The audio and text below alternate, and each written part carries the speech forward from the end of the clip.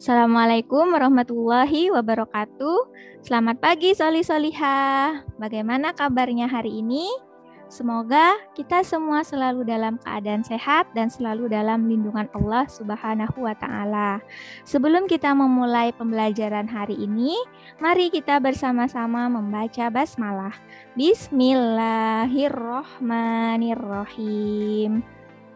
Hari ini kita akan belajar bersama yaitu tematik 4C, subtema 1, pembelajaran 4, 5, dan 6. Ada yang tahu nggak?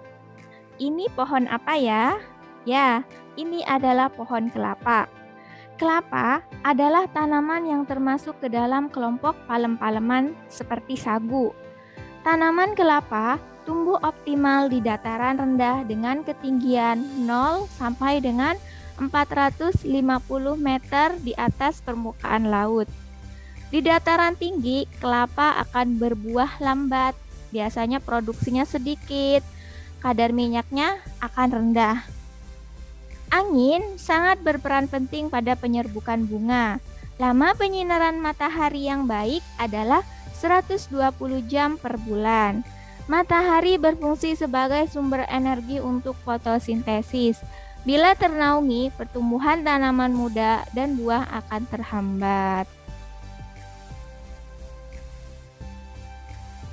Tanaman kelapa, Soli Solihah, biasanya akan tumbuh optimal pada suhu 20-27 derajat Celcius dan sangat peka pada suhu rendah. Jika kelembapan udara terlalu rendah, maka penguapan akan tinggi, sehingga tanaman akan kering dan buah jatuh lebih awal. Namun, bila kelembapan udara tinggi, penyakit tanaman akan mudah timbul. Tanah yang baik untuk pertumbuhan kelapa adalah endapan aluvial, yaitu tanaman kelapa membutuhkan tanah yang datar atau tidak miring. Sekarang kita akan lanjut. Ada yang tahu nggak? Ini tumbuhan apa ya? Ya, ini adalah kopi. Tanaman kopi merupakan jenis tanaman yang kuat dan kaku. Tanaman kopi hidup subur di daerah pegunungan yang sejuk. Tanaman kopi robusta dapat tumbuh optimal pada ketinggian 400-700 meter di atas permukaan laut. Sedangkan kopi arabica tumbuh optimal pada ketinggian 700-1700 meter di atas permukaan laut. Selain ketinggian, hujan merupakan faktor iklim yang penting. Tanaman kopi tidak menghendaki sinar matahari langsung dalam jumlah yang banyak, tetapi menghendaki sinar matahari yang teratur. Sengatan sinar matahari langsung dalam jumlah banyak akan meningkatkan penguapan tanah dan daun.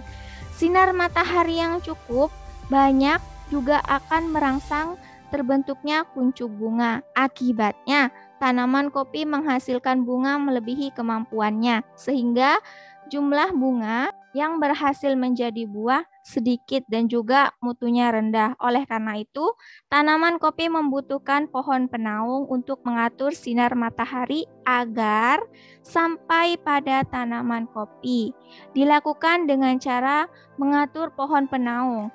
Tanaman penaung diatur agar tanaman kopi bisa tumbuh pada tempat yang teduh, tetap mendapatkan sinar matahari yang cukup.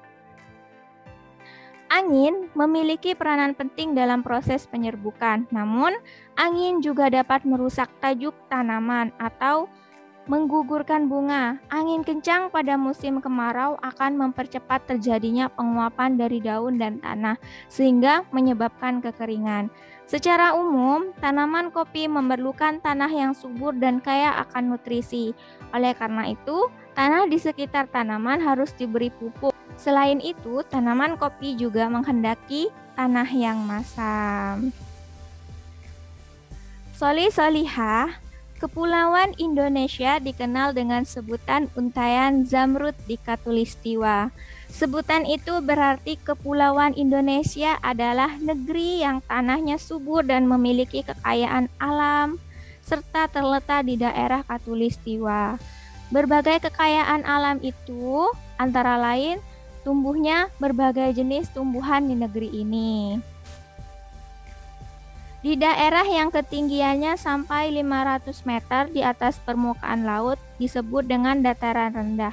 Di dataran ini, jenis tanaman yang biasa tumbuh dengan baik adalah padi, jagung, dan berbagai jenis tanaman palawija. Sedangkan di daerah daratan yang terletak pada ketinggian lebih dari 600 meter di atas permukaan laut termasuk dataran tinggi.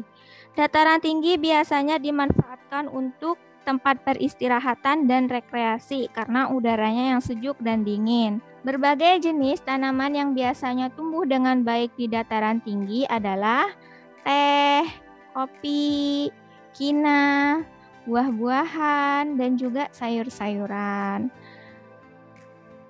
Sedangkan di wilayah perbatasan antara daratan dan perairan disebut daerah pantai.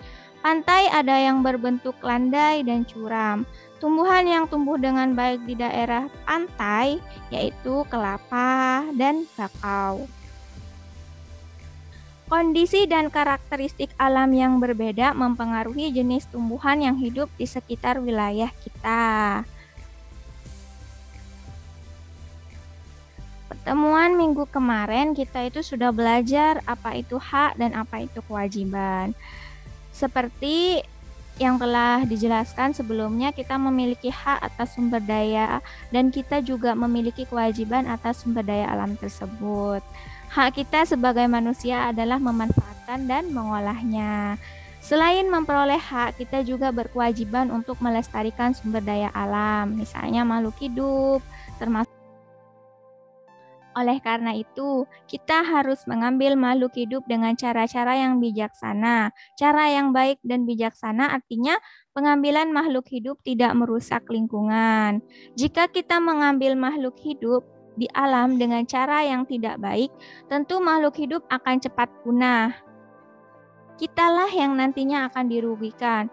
Tumbuhan telah kita manfaatkan untuk memenuhi berbagai kebutuhan manusia, misalnya sebagai sumber pangan, papan, obat-obatan, dan juga sebagai penyedia oksigen untuk bernafas. Kewajiban kita adalah menjaga dan mencintai tumbuhan. Apa yang dapat kita lakukan untuk mencintai tumbuhan? Yang pertama, tidak merusak tumbuhan. Yang kedua, tidak menebang pohon sembarangan. Yang ketiga, menanam tumbuhan di sekitar lingkungan kita. Yang keempat, merawat tanaman yang kita tanam, misalnya dengan menyiram dan memupuknya secara teratur. Salah satu hak dan kewajiban kita. Yang pertama, kewajiban kita adalah menjaga kelestarian tumbuhan di sekitar. Hak kita akan tumbuhan adalah memanfaatkannya menjadi sumber makanan. Namun, dalam kenyataan sehari-hari, ada saja orang yang menuntut haknya saja tanpa mau melaksanakan kewajiban. Misalnya, ada orang yang memanfaatkan tanaman tanpa mau melaksanakan kewajiban merawat tanaman. Jadi, pelaksanaan hak dan kewajiban harus seimbang. Setiap orang tidak boleh hanya menuntut haknya saja tanpa mau melaksanakan kewajiban. Setiap orang harus mengetahui hak dan kewajiban masing-masing. Setiap orang juga harus melaksanakan apa yang menjadi kewajibannya dan memperjuangkan apa yang seharusnya menjadi haknya. Jika hak dan kewajiban berjalan seimbang, maka kehidupan masyarakat akan harmonis, aman, dan sejahtera. Kewajiban yang dilaksanakan dengan baik akan menciptakan yang pertama, terciptanya keluarga yang harmonis, peraturan bisa dijalankan dengan baik, tidak ada orang yang merasa terganggu, hidup rukun dengan sesama, tercipta keamanan dan kenyamanan, tercipta kebersihan, keindahan, dan kesehatan.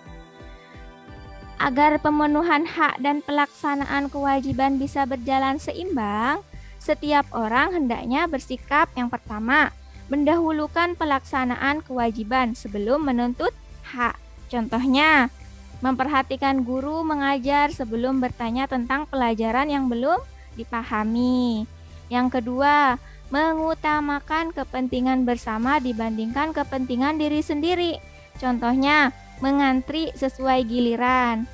Yang ketiga, tidak mengganggu hak orang lain saat menikmati hak sendiri. Contohnya, tidak membunyikan suara musik terlalu keras pada saat orang lain sedang beristirahat. Tidak boleh meminta hak secara berlebihan. Contohnya, tidak memaksa untuk dibelikan sepeda saat orang tua tidak mempunyai cukup uang. Selanjutnya kita akan belajar tentang wawancara. Wawancara adalah tanya jawab yang dilakukan untuk memperoleh informasi. Orang yang memberikan informasi saat wawancara disebut narasumber. Perhatikan gambarnya. Dari gambar ini, narasumbernya yang mana ya? Ya, jadi Bapak yang ada dalam gambar ini disebut dengan narasumber. Narasumber adalah orang yang memberikan informasi saat wawancara. Agar wawancara berlangsung dengan lancar dan hasil wawancara maksimal, maka pewawancara perlu memperhatikan hal-hal berikut. Perhatikan ya.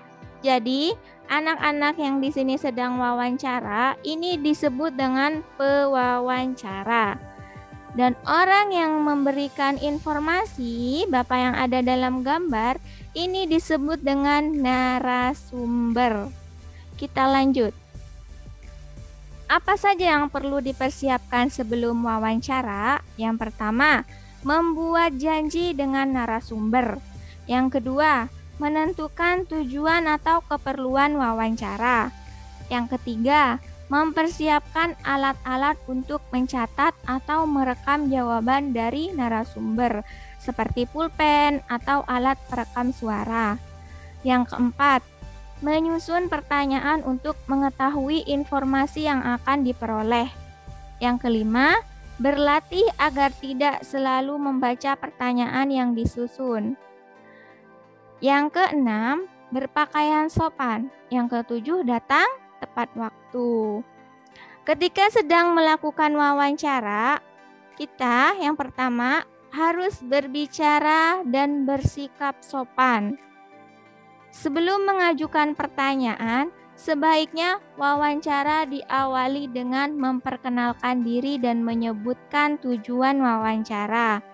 Jika belum mengenal narasumber, sebaiknya tanyakan terlebih dahulu nama narasumber tersebut. Yang ketiga, mulailah wawancara dengan pertanyaan yang ringan dan tidak langsung bertanya pada topik wawancara. Jika suasana sudah cair, baru mulai pertanyaan sesuai dengan topik wawancara. Pada saat wawancara, jawaban narasumber dapat kamu kembangkan lagi menjadi pertanyaan baru. Hindari pertanyaan yang berbelit-belit. Dengarkan pendapat dan informasi dari narasumber secara seksama. Hindari menyela agar keterangan tidak terputus. Hindari juga permintaan kepada narasumber untuk mengulang jawaban.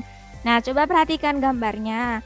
Jadi, yang ini namanya adalah narasumber. Narasumber adalah orang yang memberikan informasi. Nah, sedangkan yang memakai baju biru ini disebut dengan pewawancara. Nah, setelah melakukan wawancara, apa yang harus dilakukan? Yang pertama, memohon diri. Yang kedua, mengucapkan terima kasih. Yang ketiga, menyampaikan permohonan maaf jika selama wawancara ada hal yang kurang berkenan. Kita akan lanjut ke pembelajaran 6. Di sini ada teks bacaan hadiah dari ayah. Bella, ayah pulang. Ya ayah, wah apa yang ayah bawa? Ini ayah membawa lukisan bunga dan kupu-kupu untuk Bella. Terima kasih ayah, indah sekali. Bolehkah dipasang di kamar Bella ya? Tentu saja boleh. Ayo ayah bantu memasangnya. Bella dan ayah bergegas memasang lukisan di kamar Bella. Bella senang sekali. Kamarnya jadi terlihat lebih indah. Pada percakapan antara Ayah dan Bella itu merupakan bentuk apresiasi seorang anak terhadap sebuah lukisan. Apresiasi adalah penilaian atau penghargaan terhadap suatu karya seni, mulai dari mengenali, menilai, dan menghargai makna atau nilai-nilai yang terkandung dalam karya seni tersebut. Nah, sekarang Soli-Soliha di rumah silakan dibaca di halaman 41 dan 42. Di situ ada Bella dan Pak RT, percakapan antara Bella dan Pak RT. Silakan dibaca secara teliti. Selanjutnya adalah dikerjakan di halaman 42, soalnya ada 5. Nanti setelah dikerjakan difoto dan dikirim ke classroom. Cukup sekian untuk pembelajaran hari ini. Tetap semangat belajar dan sampai jumpa lagi di pertemuan berikutnya. Assalamualaikum warahmatullahi wabarakatuh.